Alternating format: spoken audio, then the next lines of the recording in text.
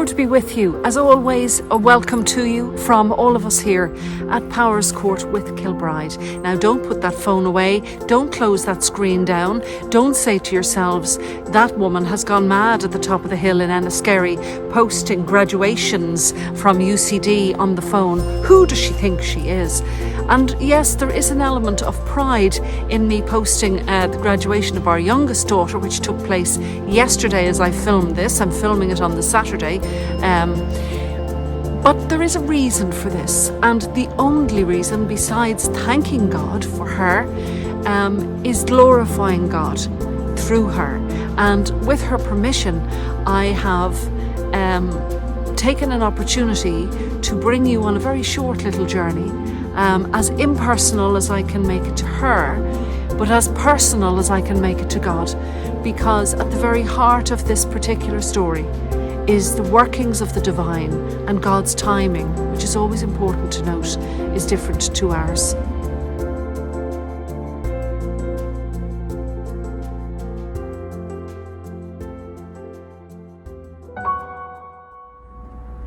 But first, as we come together in this small square, as always, we pause for prayer.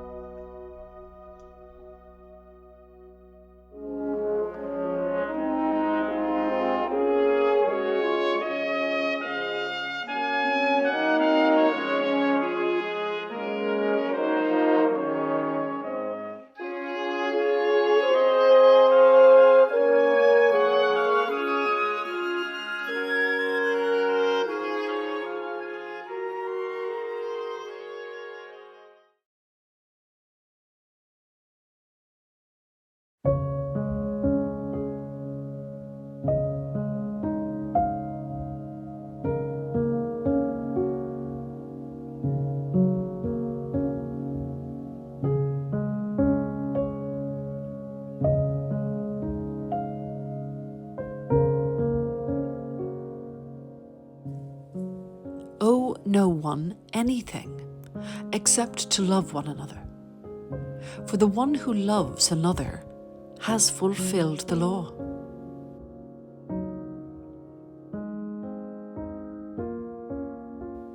The commandments: you shall not commit adultery, you shall not murder or steal, you shall not covet, and any other commandment are summed up in this word: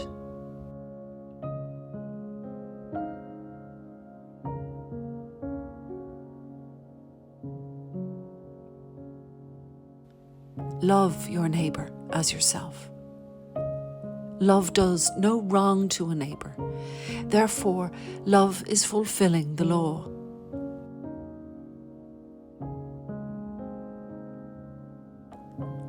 Besides this, you know what time it is. how it is now the moment for you to wake from sleep. For salvation is nearer to us now than when we became believers. The night is far gone, the day is near.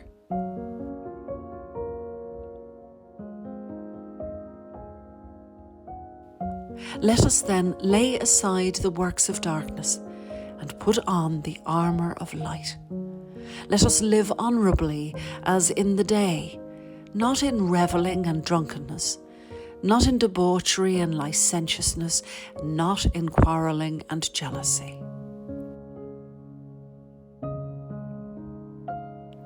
Instead, put on the Lord Jesus Christ and make no provision for the flesh to gratify its desires.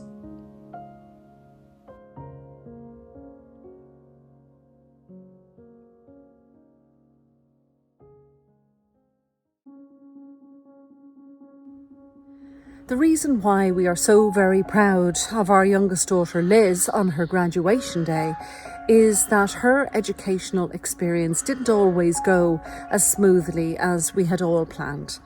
And at secondary level, due to no fault of her own, we had to remove her from the educational system. Then, after a short while, she came and said to me, "I'd love to do a course in makeup in town." And believe me, anything that would have taken her out and given her more confidence and restored her in that way again was a very good thing. And so that's what she did. And that did give her confidence sufficient to be able to go to Sallynoggin College of Higher Education. And she did so well there that she got enough points to transfer over to UCD and to graduate the other day as a Bachelor of Science.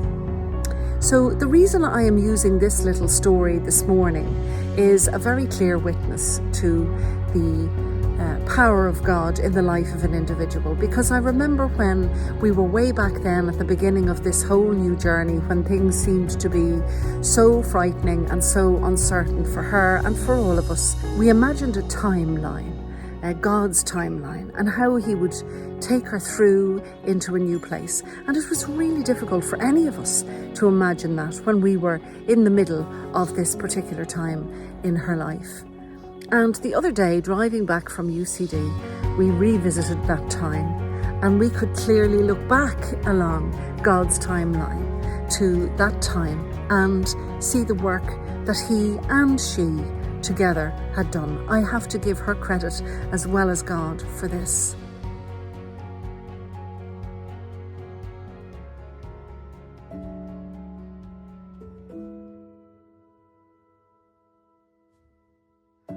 And the reason I tell you all this is because it is a witness to God, because it is a witness to love over fear. And I would say to you again and again and again, it is my belief that there are two foundational things that lie beneath everything that we feel in our lives and every response that we make. One is fear and one is love. The responses that we make through fear can be angry ones, jealous ones, you name it. I can't even begin to think of them now, but anything negative comes from fear. Everything positive comes from love, and I don't say that blithely. I don't pretend to make love, particularly the love of God, into something that's all fuzzy and sweet, because love can take the greatest courage and the greatest pain to actually flourish eventually.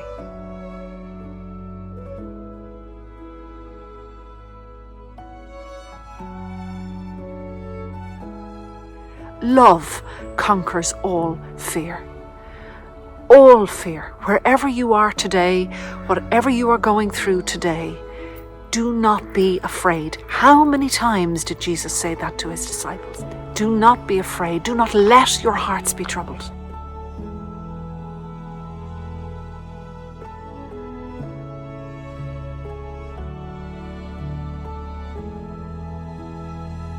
Love is God, a conscious, living, eternal love. It is profound, and there is nothing on this earth, nothing in your life that can overcome that love.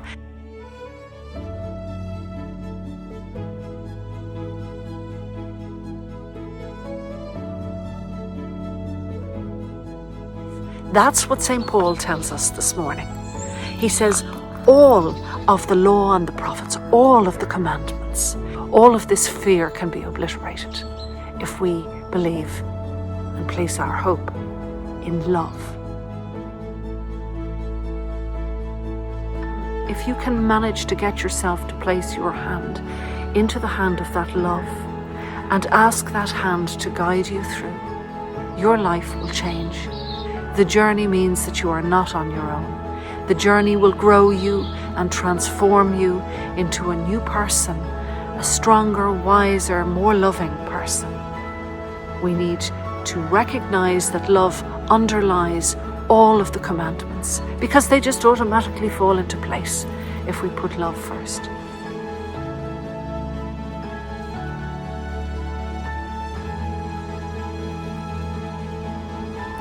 Wherever you are today, I give thanks that you are here, that you can hear these words that say to you, I, God, am love, and you are loved by me, and you are protected by me, and you are guided by me, and just give me your hand.